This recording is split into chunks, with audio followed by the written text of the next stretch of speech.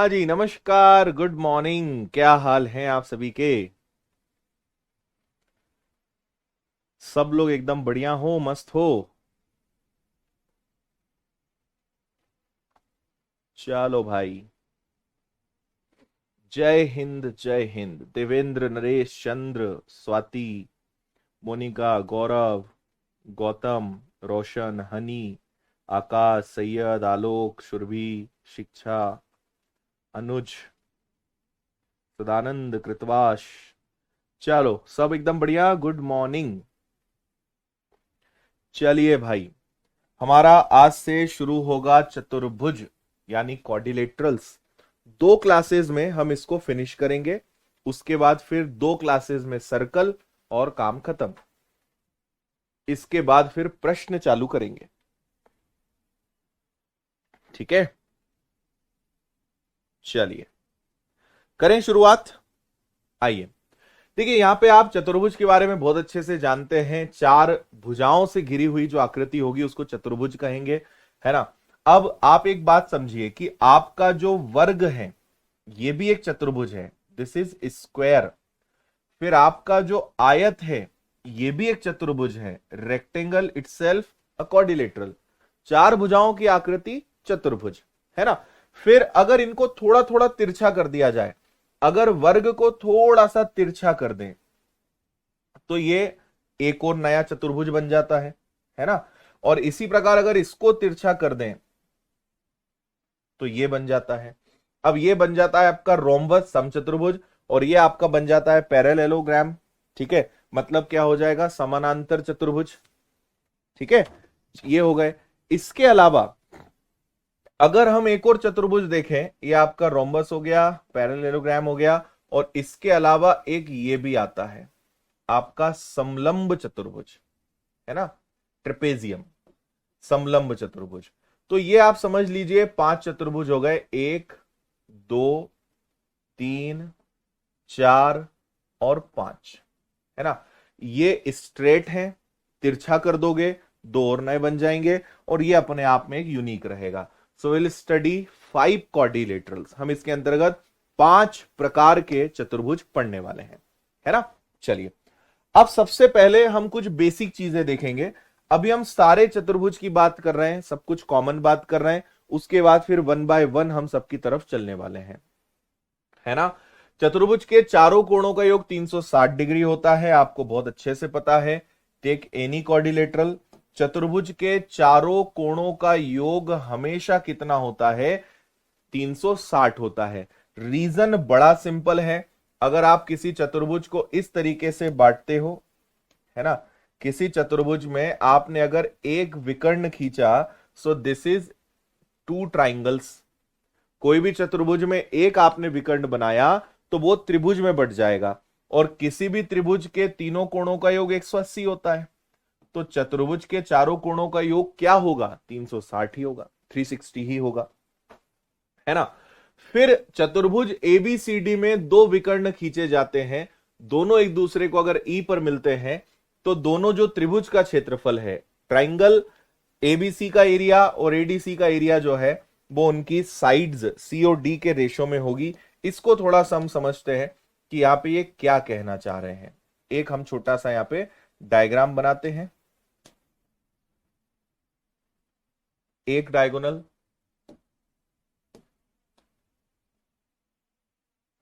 दूसरा डायगोनल ये हो गया, है ना। इतना समझ में आ गया। एक अगर हम क्वाड्रिलेटरल के दोनों डायगोनल्स को अगर हम काट देते हैं तो देखो क्या होगा, ये ए हो गया, ये बी हो गया, ये सी हो गया, ये डी हो गया, और कुछ इन्होंने कहा है दोनों एक दूसरे को ई पर मिलते हैं। तो ये यहां पे क्या कहलाएगा, ये जो पॉइंट है आपका ई कहलाएगा, है ना। तो आपका ए बी और डी का एरिया, ए बी डी का एरिया और ए डी सी का एरिया, है ना। ए बी डी और ए डी सी, नहीं ए बी सी, ठीक है।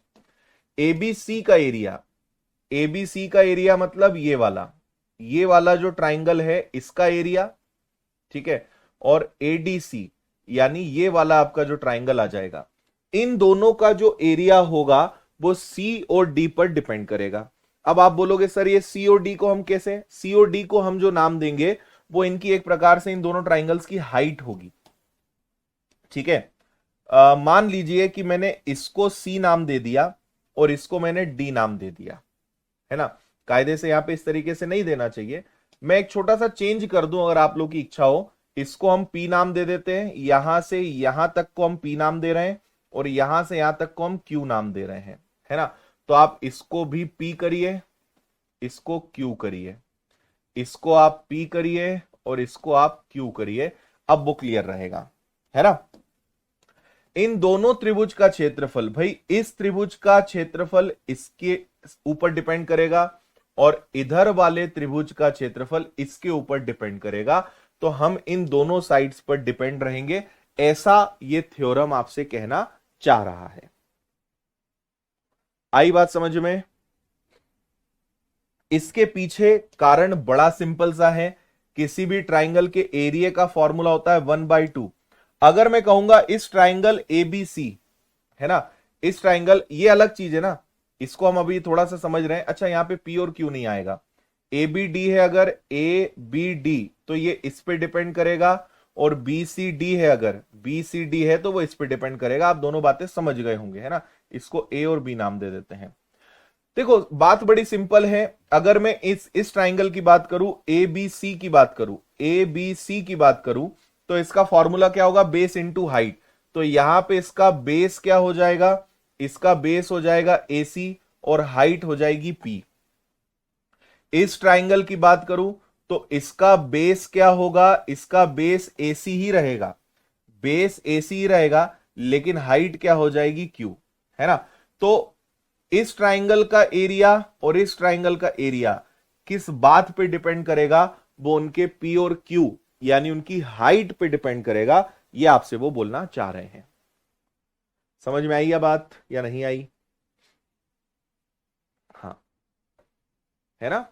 दोनों ट्राइंगल्स का जो एरिया है वो उनकी हाइट पर डिपेंड करेगा।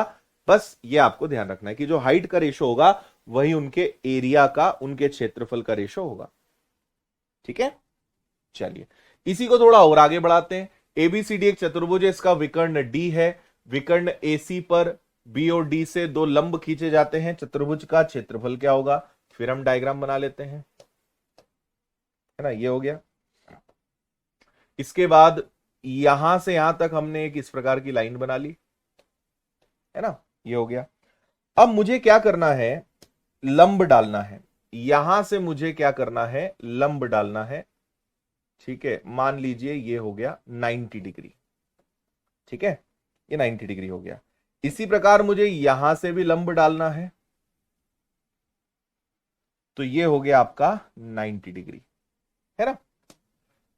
अब ये भी अपने आप में 90 डिग्री है, ये भी अपने आप में 90 डिग्री है। विकर्ण एसी पर, तो इसको हम एसी नाम दे देते हैं, ए बी सी और डी, है ना। और एसी पर बी और डी से लंब आपने खींचे हैं, ये हो गया। अब अगर मुझे इस चतुर्भुज का क्षेत्रफल निकालना है ना, भाई कोई ऐसा चतुर्भुज है जहां पे मैंने एक विकर्ण खींचा तो वो त्रिभुज में बट गया। अब मुझे अगर पूरे चतुर्भुज का क्षेत्रफल निकालना है तो मुझे कुल मिला के दोनों त्रिभुजों का क्षेत्रफल निकालना है। भाई मुझे बताओ, ये जो ट्राइंगल है ऊपर वाला, इस ट्राइंगल का क्षेत्रफल क्या होगा। हम इसको नाम दे देते हैं परपेंडिकुलर 1, परपेंडिकुलर 2, है ना। तो मुझे बताओ ए सी डी का एरिया और ए बी सी का एरिया हम निकाल रहे हैं। ए सी डी का एरिया क्या होगा, 1/2 बेस इंटू हाइट। यहां आ जाओगे तो 1/2 और बेस क्या रहेगा, एसी इंटू हाइट, है ना। 1/2 बेस इंटू हाइट, है ना। अब अगर यहां पे हम देखें तो 1/2 दोनों में कॉमन निकल जाएगा। यहां पे दोनों में एसी एक प्रकार से क्या है, यहां पे जो एसी है वो एक प्रकार का डायगोनल है। एसी क्या है, एक विकर्ण है। तो एसी दोनों में कॉमन निकल जाएगा, तो बचेगा क्या, P1 प्लस P2। तो अगर आपको कभी भी इस प्रकार से किसी चतुर्भुज का क्षेत्रफल निकालना है, सो आप डायरेक्ट इस फॉर्मूले का यूज करिए, 1/2 P1 plus P2 perpendicular 1 plus perpendicular 2 multiply by D, D मतलब डायगोनल। और क्यों ऐसा हो रहा है वो मैंने आपको इससे समझा ही दिया कि सूत्र कहां से बना। ठीक है, अगला है भाई, एक चतुर्भुज एबीसीडी में एबीसीडी को आगे बढ़ाया जाए, एंगल एक्स वाई बनते हैं, एक्स और वाई जो है वो ए और बी के बराबर होगा। क्या मतलब है इसका वो हम आपको समझाते हैं, है ना। यहां तक सारी बातें ओके हैं, ठीक है। अब देखिए,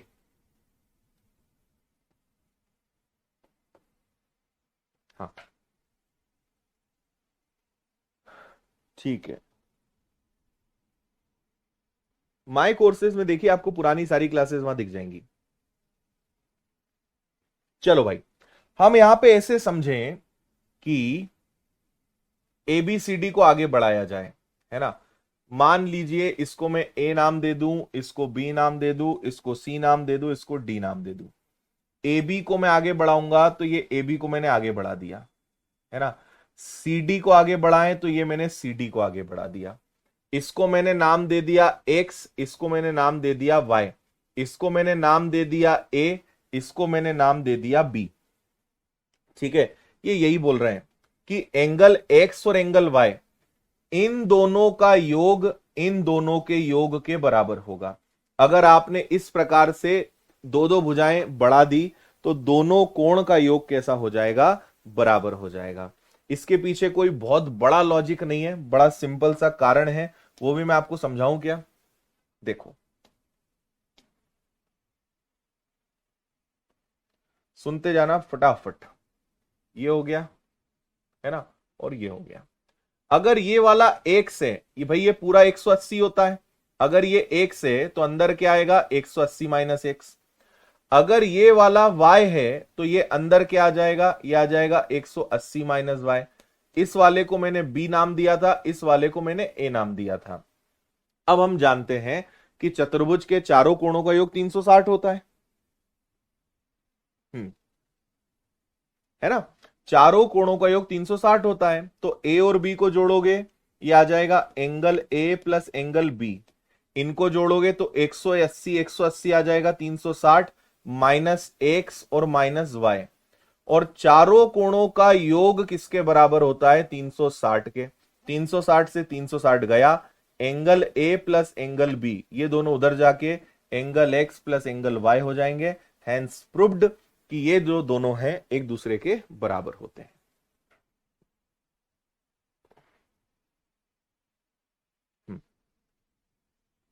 क्लियर बात।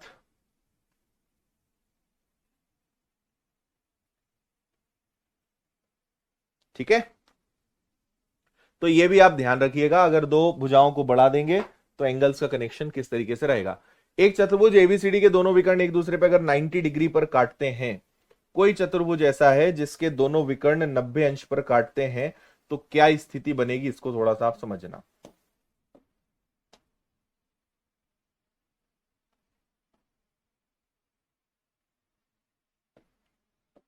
मान लीजिए कि दोनों विकर्ण एक दूसरे को 90 अंश पे काटते हैं, है ना। अगर एक दूसरे को 90 अंश पे काटते हैं तो ये चारों त्रिभुज अपने आप में समकोण त्रिभुज होंगे, है या ना।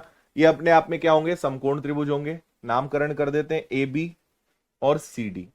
तो इन्होंने क्या कहा कि ए बी का वर्ग और सी डी का वर्ग बीसी के वर्ग और एडी के वर्ग के बराबर होगा।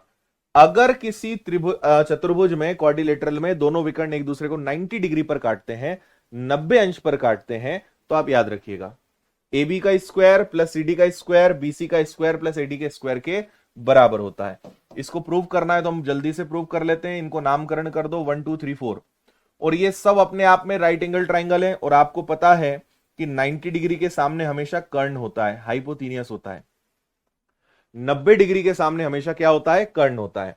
अगर आप इस पहले वाले के अंदर, इस वाले के अंदर अगर आपने राइट एंगल ट्राइंगल का पाइथागोरस थ्योरम लगाया, आप इसको चाहो तो नाम भी दे सकते हो, इसको ओ नाम दे दो, है ना। तो मुझे बताना, अगर मैं इसमें पाइथागोरस थ्योरम लगाता हूं तो ए बी का स्क्वायर, ए बी का जो स्क्वायर है क्या वो OA और OB के बराबर होगा? OA का स्क्वायर प्लस OB के स्क्वायर के बराबर होगा? पाइथागोरस प्रमेय लगा रहा हूं, कर्ण का वर्ग बराबर लंब का वर्ग धन आधार का वर्ग। रोम्बस में 90 डिग्री होता है, बिल्कुल ठीक है। ठीक है, अब अगर मैं सेकंड वाले में लगाऊं, है ना, अगर इस सेकंड वाले में लगाता हूं तो यहां क्या हो जाएगा, या फिर आप ऐसे कर लो, सामने वाले को ले लो, 3 वाले को पहले ले लो, है ना, 3 वाले को पहले ले लो आप। तो यहां पे क्या हो जाएगा, यहां पे हो जाएगा आपका CD का स्क्वायर, और ये किसके बराबर होगा, OC और OD के। तो OC का स्क्वायर प्लस OD का स्क्वायर। फिर आप दूसरे वाले को ले लो, BC का स्क्वायर किसके बराबर होगा, OB का स्क्वायर प्लस OC का स्क्वायर। और फिर आप चौथे वाले को ले लो, चौथा वाला कौन सा है, AD का स्क्वायर, जो किसके बराबर होगा, OA के स्क्वायर और OD के स्क्वायर के। इतनी बात समझ में आई आपको?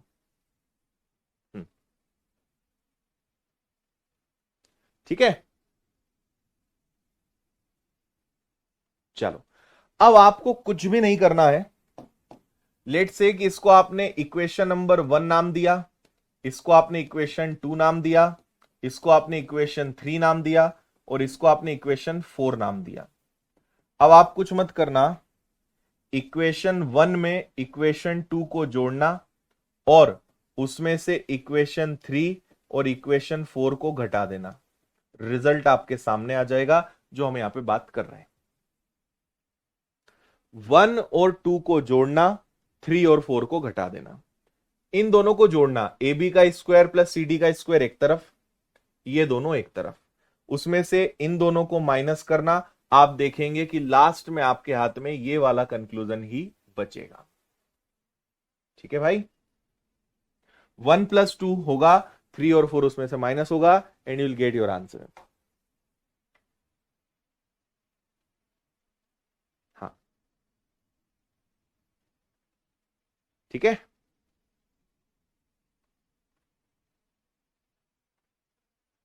चलें आगे। अगला, आगे आपसे कहा गया है चतुर्भुज ABCD के विकर्ण का कोण अगर आपको दिया हुआ हो तो आप क्षेत्रफल कैसे निकालते हैं। यह फॉर्मूला रेक्टेंगल में, स्क्वायर में, पैरेललोग्राम में, सब में सेम होता है ना। मतलब अगर आप ट्रेपेजियम को छोड़ दें तो आप इसको सब में यूज कर सकते हो। रोम्बस, हाँ, पैरेललोग्राम और यहां रोम्बस, है ना, सब में चल जाएगा, केवल ट्रेपेजियम को छोड़कर। जैसे कहने का मतलब क्या है वो हम आपको बताते हैं। ये ऐसा कह रहे हैं कि अगर कोई आपका इस प्रकार का एक क्वाड्रिलेटरल है, इसके दो डायगोनल हैं, इसका नाम है D1 और इसका नाम है D2, और ये वाला यहां पे एक एंगल बन रहा है थीटा। अगर आपको दोनों डायगोनल्स पता है, अगर आपको दोनों विकर्ण पता है, और आपको अगर एंगल पता है कि यहां पे कितने एंगल का है, तो आप इस क्वाड्रिलेटरल का क्षेत्रफल निकाल सकते हैं 1/2 D1 into D2 into sine theta. 1/2 D1 into D2 into sine theta, यह आपके प्रश्न का आंसर आ जाएगा। समझ में आया? डायरेक्ट फॉर्मूला है, इसको आप याद रखिएगा, है ना। चलिए अगला सवाल देखेंगे। चतुर्भुज ABCD में दोनों विकर्ण अगर O पर काटते हैं तो A1 A3 A2 A4 के बराबर होता है ना। यह भी एक अच्छी बात है, याद रखने योग्य।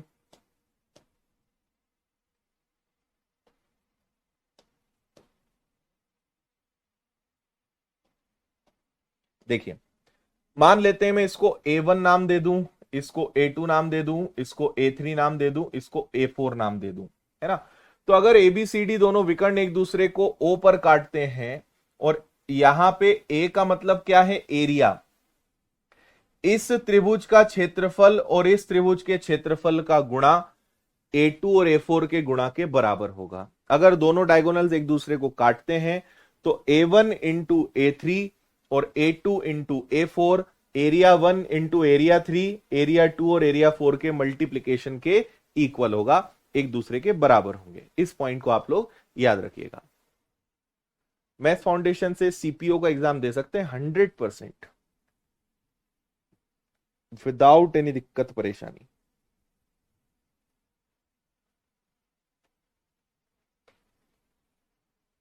हाँ,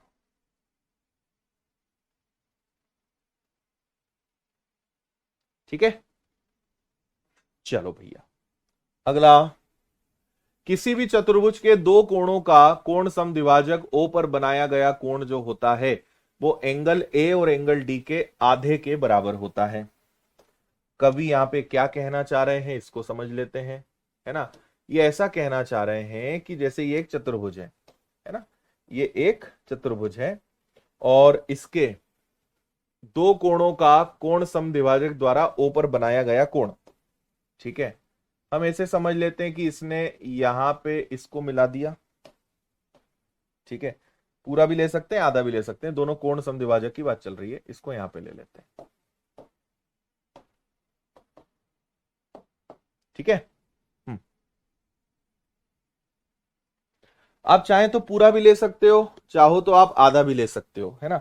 ये आप विकर्ण मत समझना, आप एक काम करो, इसको कोण तक ही सीमित रहने दो।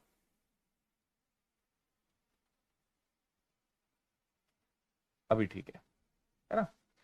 अब हमने क्या किया, ये इस कोण का कोण अर्धक है, एंगल बाइसेक्टर है। ये इस कोण का कोण अर्धक है, एंगल बाइसेक्टर है। मैंने दोनों एंगल्स का, दोनों कोण का कोण समद्विभाजक खींचा, है ना। इसको मैंने ए नाम दिया, इसको मैंने बी नाम दिया, इसको सी नाम दिया, इसको डी नाम दिया और ये इसको हमने ओ नाम दिया। और आपको ये वाला जो है, ये वाला एंगल आपसे पूछा जाए, है ना। तो ये वाला जो एंगल होगा वो क्या होगा, वो होगा एंगल ए और एंगल डी का आधा।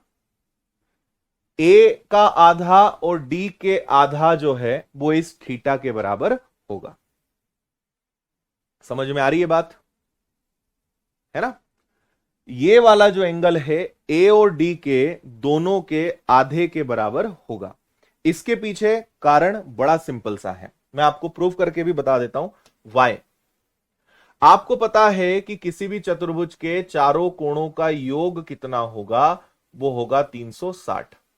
अगर मैं सबको आधा कर दूं, एंगल ए का आधा प्लस एंगल बी का आधा प्लस एंगल सी का आधा प्लस एंगल डी का आधा is equal to 180 degree, 180 degree. एक बात हो गई।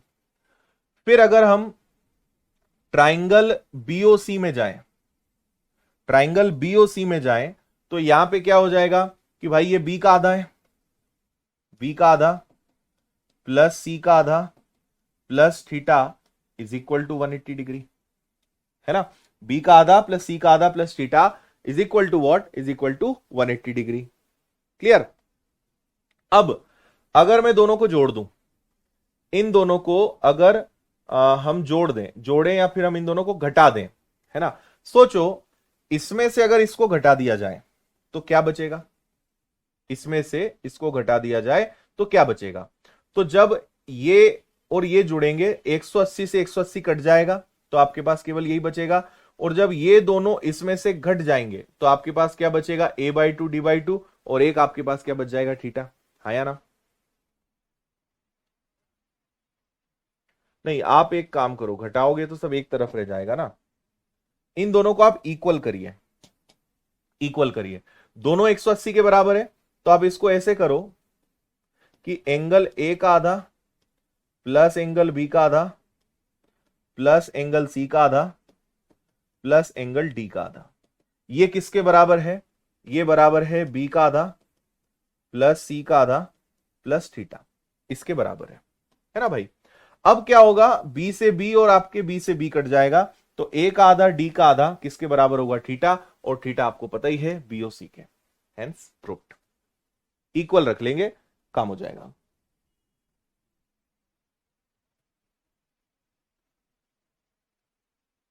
Okay, done. हाँ जी, तो ये मैंने आपको जितने भी पॉइंट्स बताए, this all are common points of all quadrilaterals, सारे चतुर्भुज के ये कॉमन पॉइंट्स थे। नाउ वन बाय वन हम ट्राइंगल्स क्वाड्रिलेटरल्स को लेंगे। अब हम सबसे पहले क्वाड्रिलेटरल की बात कर रहे हैं, नंबर 1। मैंने आपको बताया कि टोटल हमारे पास 5 चतुर्भुज हैं, देयर आर 5 क्वाड्रिलेटरल्स। अब हम सबसे पहले वाले की बात कर रहे हैं, है ना। सबसे पहले वाले की बात कर रहे हैं और उसका नाम तो सुना ही होगा आपने।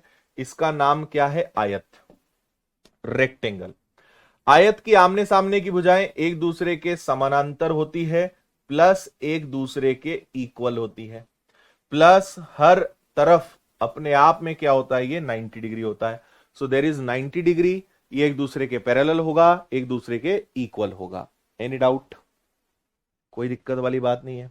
अगला है ना, देखो कुछ चीजें ध्यान रखना। मेरा आपको एक सजेशन रहेगा कि जब आप पांचों क्वाड्रिलेटरल्स पढ़ लो, जब आप पांचों चतुर्भुज पढ़ लो, तो अपने लेवल पर एक चार्ट बनाना और उसमें याद रखना, क्योंकि कभी इनके डायगोनल एक दूसरे को 90 डिग्री पे काटेंगे, कभी कहेंगे इनके डायगोनल बराबर होते हैं, कभी कहेंगे बराबर नहीं होते, कभी कहेंगे हम सम विभाजित करते हैं।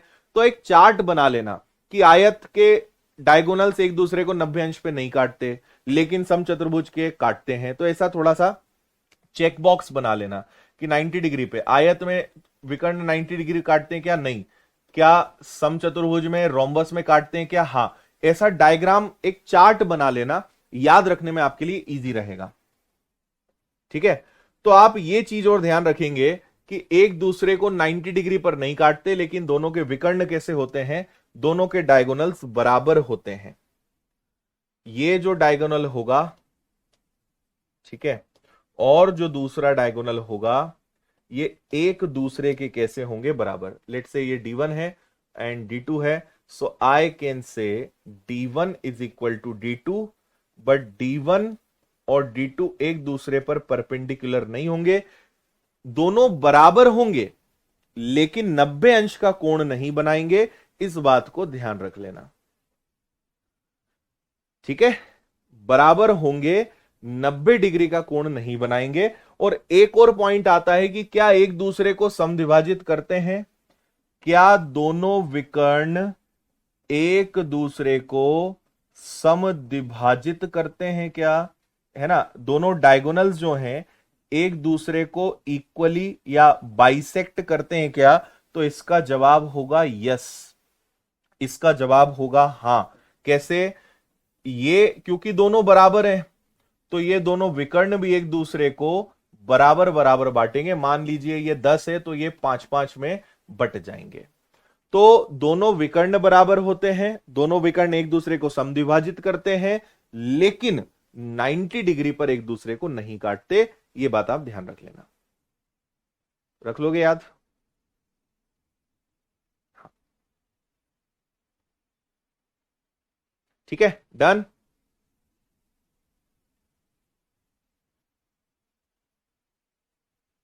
चलो,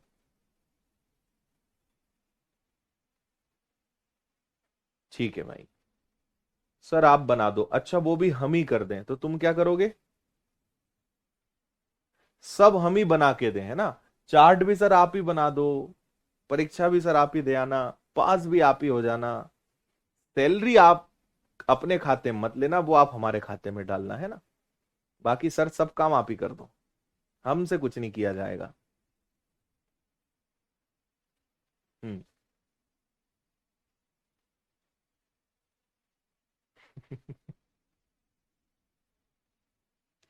ठीक है भाई, चलो। तो यही पॉइंट्स आपके आगे हैं। विकर्ण बराबर होते हैं, एक दूसरे को 90 डिग्री पर नहीं काटते, एक दूसरे को समद्विभाजित करते हैं, ये भी मैंने आपको समझा दिया, है ना? विकर्ण क्षेत्रफल को समद्विभाजित करता है। अगर आपने एक अगर आपने एक डायगोनल बनाया, अगर आपने एक डायगोनल बनाया, तो ये आपके रेक्टेंगल को दो इक्वल पार्ट्स में बांटेगा। ठीक है, दो इक्वल पार्ट्स में बांटेगा, इसको आप लोग ध्यान रख लेना। ठीक है, और इसको प्रूफ करने के कई सारे तरीके हो सकते हैं। You can prove this by SSS, है ना भाई? आपके पास ये वाली साइड इसके बराबर हो गई, ये वाली साइड इसके बराबर हो गई, और ये वाली तो कॉमन है। तो SSS से आप कह सकते हो कि सर ये दो इक्वल पार्ट्स में डिवाइड हो जाएगा, बिकॉज तीनों की तीनों साइड जो है वो कैसी आ रही है? बराबर आ रही है। ठीक है बात। और अगर इसी प्रकार हमने अगर और दो विकर्ण बना दिए, यानी आपने चारों डायगोनल्स बना दिए, तो आपका जो रेक्टेंगल है ये 4 इक्वल पार्ट्स में डिवाइड हो जाएगा। ये 4 इक्वल पार्ट्स में डिवाइड हो जाएगा। 1 2 3 4। इन सब का एरिया कैसा रहेगा? सबका एरिया सेम रहेगा,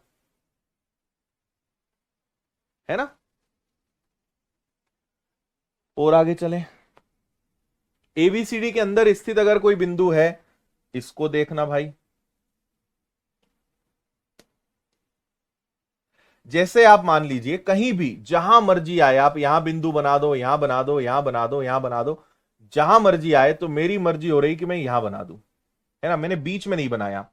अब मैं इसको चारों कॉर्नर से मिलाऊंगा, इसको चारों कॉर्नर से मिलाऊंगा, तो मैंने इसको यहां पे मिला दिया, ठीक है। फिर मैंने इसको यहां पे मिला दिया, फिर मैंने इसको यहां पे मिला दिया, और फिर मैंने इसको यहां पे मिला दिया, है ना। इसको मैंने चारों जगह से मिला दिया इस प्रकार से। अब यहां पे क्या होगा? इसको A1 नाम दे दें, इसको A2 नाम दे दें, इसको A3 नाम दे दें, इसको A4 नाम दे दें, और इस बिंदु को, इसको पूरे को ABCD नाम दे दें, और इस बिंदु को हम O नाम दे दें। तो A1 plus A3 A2 plus A4 के बराबर होगा, ये आप याद रखना। ABCD के अंदर कहीं पर भी कोई बिंदु है, आप उन चारों को जब मिलाओगे तो 4 हिस्सों में बटेगा। A1 plus A3 A2 plus A4 के बराबर होगा। आपको मैंने अभी एक पॉइंट और बताया था, याद हो तो? वो अलग था, है ना, जिसमें कोई बहुत कंफ्यूज भी हो रहा था। कहां पे गया वो? ये वाला, है ना। ये आपके दोनों डायगोनल्स का है कि अगर दोनों डायगोनल्स एक दूसरे को काटेंगे, तो विकर्ण अगर एक दूसरे को काटेंगे, तो A1 A3 A2 A4 के बराबर होगा। लेकिन अभी जो हम बात कर रहे हैं वो किसकी कर रहे हैं? कि अगर कहीं पर भी कोई पॉइंट है और उस पॉइंट से आपने चारों एजेस को, चारों शीर्ष को मिलाया, तो A1 plus A3 A2 plus A4 के बराबर होगा। तो विकर्ण का रूल था, ये एक बिंदु का था, ठीक है। इसी प्रकार सेम,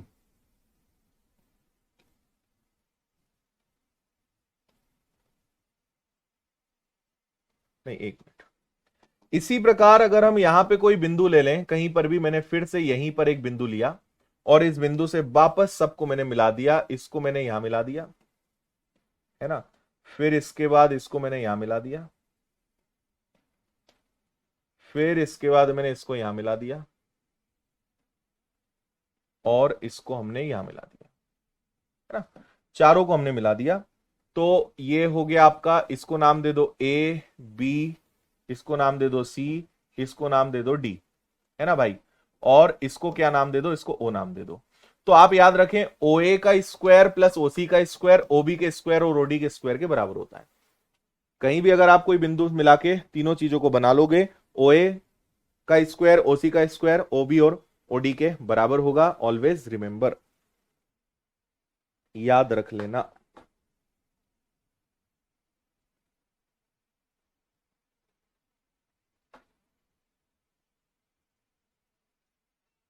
हम्म,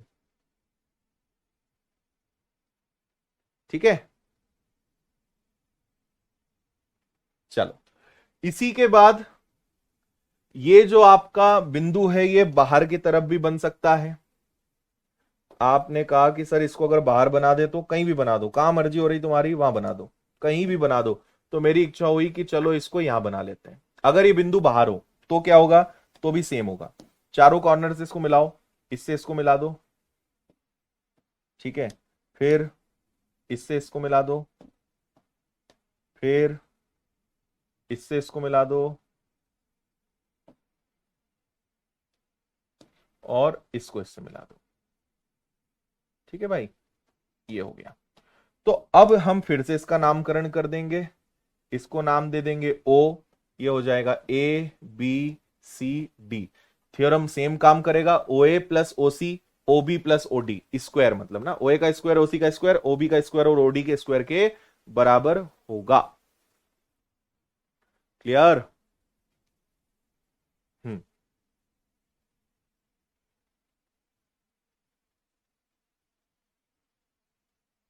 ठीक है भाई।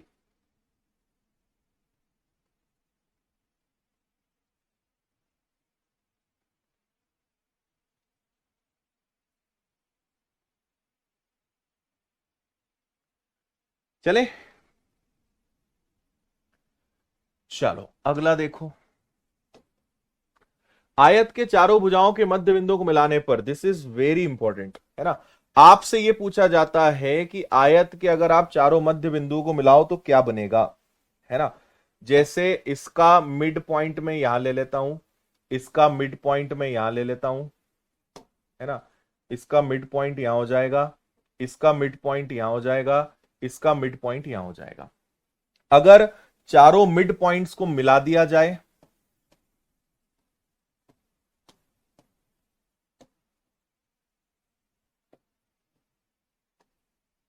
तो कौन सी आकृति बनेगी, यह आपसे पूछा जाता है, इसको ध्यान रख लेना।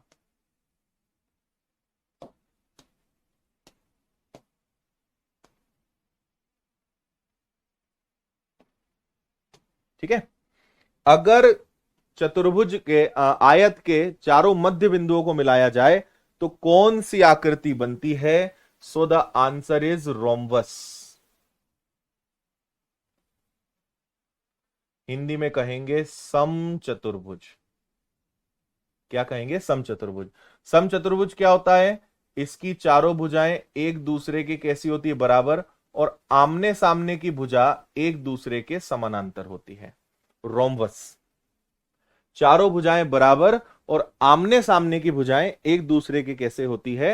एक दूसरे के समानांतर होती है, पैरेलल होती है। ठीक, चलो जल्दी से छोटा सा लॉजिक इसके पीछे कि ऐसा क्यों होता है तो मैं आपको जल्दी से समझा दूं व्हाई दिस इज सो। ये आपका एक ये बन गया। इसके बाद आपने चारों को यहां पे मिलाया, मान लीजिए इसके मिड पॉइंट से इसको मिड पॉइंट को आपने मिलाया, ठीक है। फिर आपने इसके मिड पॉइंट से इसके मिड पॉइंट को मिलाया, फिर आपने इन दोनों को मिला दिया और आपने इन दोनों को मिला दिया, है ना। थोड़ा सा डायग्राम से काम चला लेना, आड़ा तिरछा हो रहा है, लॉजिक समझ लेना आप तो, है ना। अब क्या होता है, आपने अगर मान लीजिए एक विकर्ण खींच दिया इस प्रकार से, ठीक है,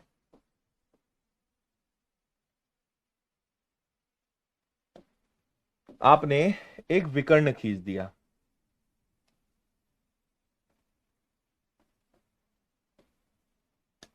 ठीक है, ये वाला हो गया। ये अपने आप में क्या है? एक विकर्ण है ना। अब ये विकर्ण क्या करेगा? आपको पता है कि ये दोनों एक दूसरे के कैसे हो जाएंगे? ये दोनों एक दूसरे के पैरेलल हो जाएंगे, है ना। मैंने आपको एक चीज कही थी कि अगर कोई ऐसा एक त्रिभुज है और अगर मध्य बिंदुओं को आप इस प्रकार से मिला देते हो और अगर ये दोनों एक दूसरे के समानांतर हैं तो आपको पता है कि इसको हम नाम दे देते हैं ए, बी, सी, डी और ई। आपको याद है मैंने कहा था कि डी की जो लंबाई है वो बीसी की आधी होती है ना। ये जो होगी ना, इसकी जो लंबाई होगी, आप थोड़ी देर के लिए समझ लो कि यहां पे केवल हम आधे त्रिभुज की बात कर रहे हैं, है ना। ये अपने आप में क्या हो गया? ये अपने आप में एक त्रिभुज हो गया ना। देखो, ये एक रेखा हो गई, ये एक हो गया और ये एक हो गया। और थोड़ी देर के लिए आप क्या करिए, ये इनको भी भूल जाइए, ये जो है ना इनको भी भूल जाइए, इसको भी भूल जाओ और इसको भी भूल जाओ। अब आप मुझे बताओ कि क्या आपको ये त्रिभुज जैसा दिख रहा है? इसको थोड़ा ऐसा घुमा लोगे तो ऐसे ही बन जाएगा। अगर इसको मैं ऐसा घुमा लूंगा तो ये इसके बराबर ही हो जाएगा, हाँ या ना, है ना, करेक्ट। हाँ, चलो वापस आ जाते हैं।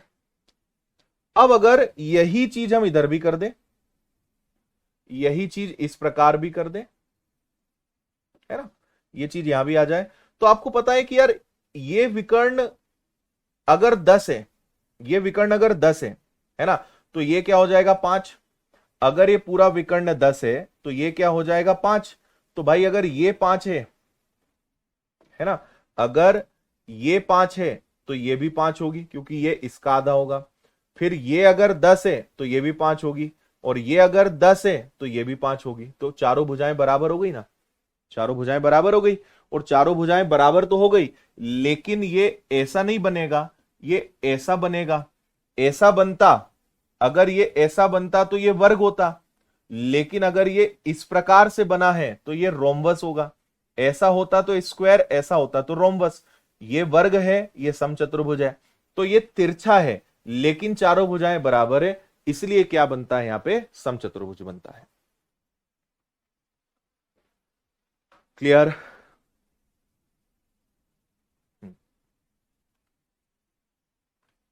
ओके, चलो आगे बढ़े। कुंडली बन गई। चलिए भैया, अगला आपका पॉइंट है कि क्या इसके विकर्ण कोण समद्विभाजक होते हैं? क्या आयत के विकर्ण कोण समद्विभाजक होते हैं? तो याद रखना नहीं।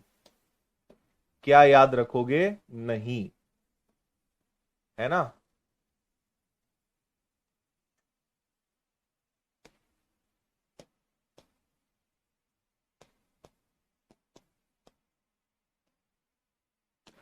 आयत का जो विकर्ण है वो कोण समद्विभाजक होता है क्या? कोण समद्विभाजक का मतलब क्या होता है? एक दूसरे को बराबर बराबर भागों में बांट दें, है ना। तो आंसर आएगा नहीं होते। भाई क्या होता है, ये एक दूसरे के पैरेलल है, तो ये वाला कोण इसके बराबर होगा, ठीक है, और ये वाला जो कोण है वो इसके बराबर होगा। तो यहां पे एक प्रकार से ऑल्टरनेट एंगल, एकांतर कोण का थ्योरम लगेगा। तो ये दोनों कोण बराबर नहीं हो सकते, है ना। ऑल्टरनेट एंगल का खेल यहां पर चलेगा, तो इस चीज को ध्यान रखना, ठीक है। चलो अगला है, आयत के कोणों के समद्विभाजक से बना चतुर्भुज क्या होगा? बहुत अच्छा सवाल है, इसको हम समझते हैं। ये ऐसा कह रहे हैं कि चारों आयत के कोणों के समद्विभाजक, भाई मान लीजिए ये 90 डिग्री होता है ना, ये भी 90 डिग्री होता है, ये भी 90 डिग्री होता है, ये भी 90 डिग्री होता है। अगर चारों कोण के समद्विभाजक मिलाए जाएं, ये 9 ऐसे चला गया, है ना। इसी प्रकार ये वाला ऐसे चला जाए, है ना, इसने इसको दो भागों में बांटा। इसी प्रकार उधर से ले लो, इधर से, ये यहां आ गया कोण समद्विभाजक, और इसको यहां से ले लो, ठीक है। थोड़ा सा गलत हो गया ना।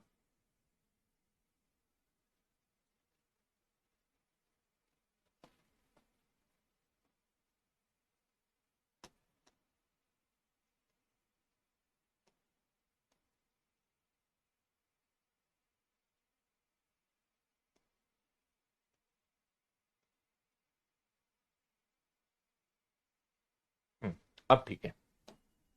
देखो हमने क्या करा, चारों कोण के कोण अर्धक खींचे, चारों एंगल्स पे एंगल्स बाइसेक्टर खींचे, यानी इसने चारों कोणों को दो बराबर भागों में बांटा, ठीक है। तो जब भी आप क्या करेंगे, जब आप चारों कोणों के कोण अर्धक खींचेंगे तो बीच में जो आकृति बनेगी, ये आकृति हमेशा क्या बनेगी? वर्ग बनेगी। This will become square. ये हमेशा क्या बनेगी? एक वर्ग बनेगी, यानी स्क्वायर बनेगी, ठीक है। इस पॉइंट को आप याद रख लेना, क्या बनेगा। ओके।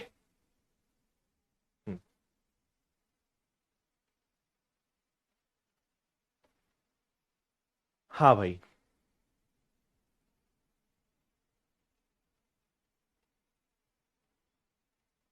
ठीक है। चलिए अगला पॉइंट देखते हैं। किसी भी आयत में एबीसीडी के मध्य बिंदु पी और क्यू है तो P Q R mid point, so क्या कह रहे हैं ये समझते हैं। ये हो गया एबीसीडी ना, ए बी सी और डी। ए बी का मध्य बिंदु यहां ले लेते हैं विच इज पी, और सी डी का मध्य बिंदु क्या हो जाएगा? इसको यहां ले लेते हैं जो अपने आप में क्या है? क्यू है। ओके भाई, आप इसको ऐसे मिला दो, इसको ऐसे मिला दो, ठीक है, और इसको ऐसे मिला दो, और इसको ऐसे मिला दो। तो ये क्या कह रहे हैं समझना, आपसे कह रहे हैं डी से लेकर एस तक, इसको नाम दे दो एस, एस से लेकर टी तक, इसको नाम दे दो टी, और टी से कह दो बी तक। डी से लेकर एस तक, एस से लेकर टी तक, टी से लेकर बी तक, ये बराबर होंगे अगर P and Q are mid points. अगर P और Q मध्य बिंदु हैं तो याद रखना D से लेकर S तक, S से लेकर T तक, T से लेकर B तक, DS, ST और TB ये सब एक दूसरे के कैसे होते हैं, बराबर होते हैं। ठीक है जी।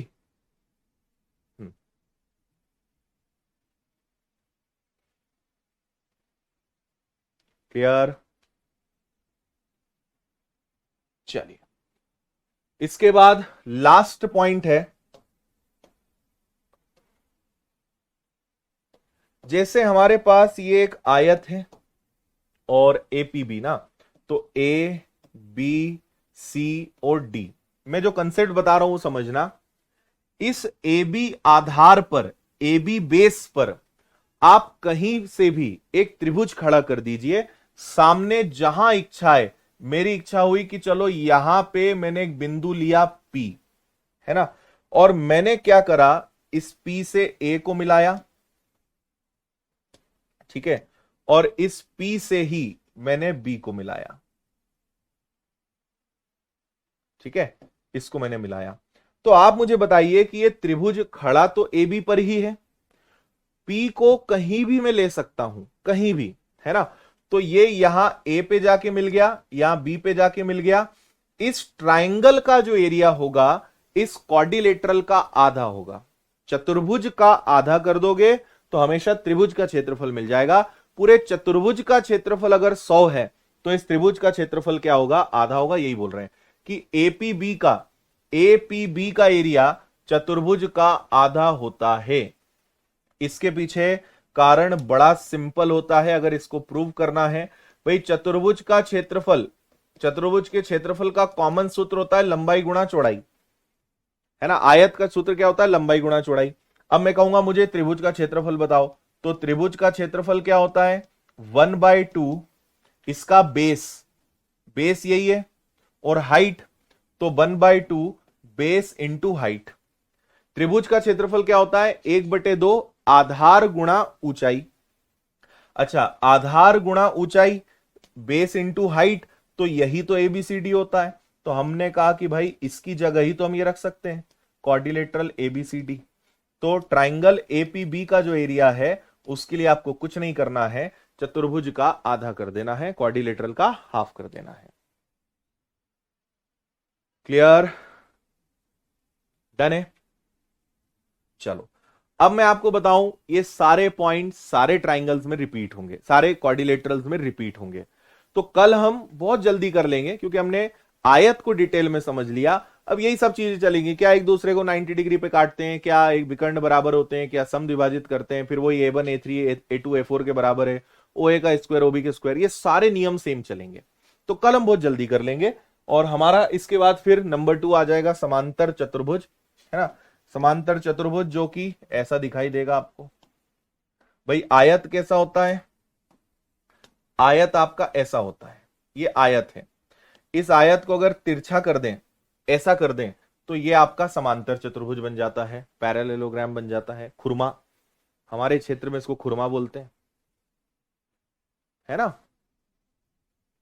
चलो आज के लिए मुझे लगता है इतना पर्याप्त है, कल अपने समय पर वापस मिलेंगे और कल कोशिश करते हैं कि आपका चतुर्भुज खत्म हो जाए, है ना।